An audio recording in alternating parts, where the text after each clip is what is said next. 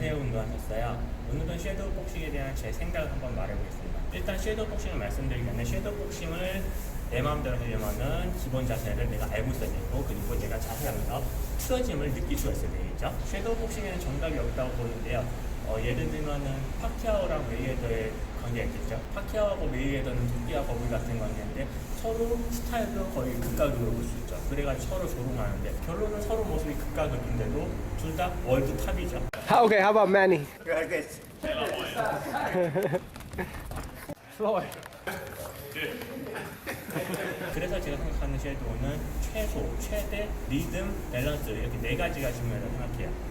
최소하고 최대는 당연히 힘하고 스피드겠죠. 내가 낼 수 있는 최대의 스피드, 그리고 천천히 할 수 있는 스피드, 그리고 최대로 낼 수 있는 힘, 그리고 최대로 낼 수 있는 힘. 리듬은 당연히 내가 편하게 움직일 수 있는 몸의 리듬이나 아니면은 펀치의 리듬 같은 게 있고, 그리고 이 모든 것을 지탱해줄 밸런스, 무너지지 않는 밸런스, 이런 게 중요하겠죠. 그리고 저는 섀도우를 무조건 정직한 자세, 좋은 자세, 그리고 빠른 스피드, 그런 걸 원하는 게 아니라 앞서 말했듯이 내 최소 최대 힘, 스피드를 쓸 수 있어야 되고 리듬도 만들어야 되고, 그러기 위해서는 자세가 이상하게 나와도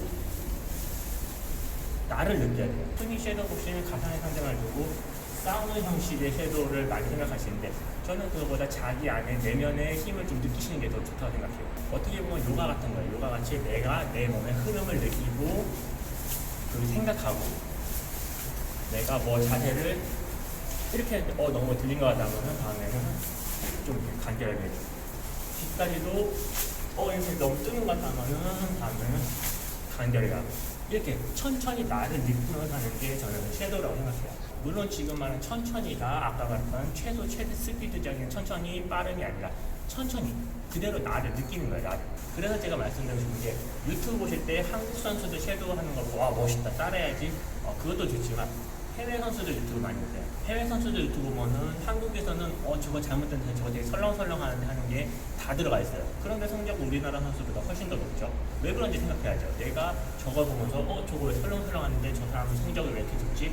생각을 해야죠. 그래서 해외 선수들 섀도우 영상을 보면 엄청 다양한 장면이 나오는데 아마 로이 존스일 거예요. 로이 존스는 섀도우 할 때 이런 식으로 하는 장면이 나더라고요.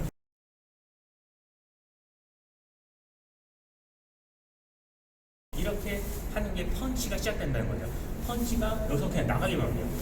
이렇게 나가기만 해요. 펀치가 시작한 점을 내가 느끼는 거죠. 그래가지고 이렇게 느끼는 형식의 섀도우를 하더라고요. 그리고 그 외에 다른 선수들 보면은 주먹을 잘 안 내요. 섀도우 하는데 주먹을 잘 안 잡고 소독하면 이렇게 소독하면 계속 하다가 주먹 살짝 내고,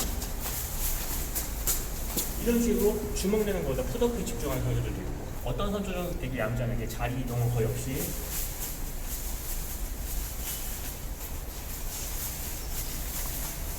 이런 식으로 하는 선수들도 있고요. 그리고 파키아오나 도나이레 선수처럼 빠르고 강하게 하는 선수들도 있겠죠. 이건 제가 힘들어서 못하는데, 세계적인 선수들이 섀도우 하는 거 보면은 의외로 빠르고 강하게 하는 섀도우보다 천천히 하는 섀도우가 훨씬 더 많아요. 그만큼 나를 느끼고 내 리듬 느끼고 내 최소 펀치, 그리고 펀치가 가는 힘, 그리고 거기서 내가 사용되는 근육의 움직임을 내가 느끼면서 마치 요가 하듯이 내가 느끼면서 하는 거죠. 그러면 지금 이렇게 설렁설렁하는 섀도우를 보고 언제 빠르고 강하고 정확한 펀치를 낼 수 있느냐, 그런 말이 나오겠죠. 그런데 제가 앞에 내 자세의 틀림을 알고 있는 상태라고 했어요. 그리고 나한테 나를 이끌어가줄 지도자가 필요하죠.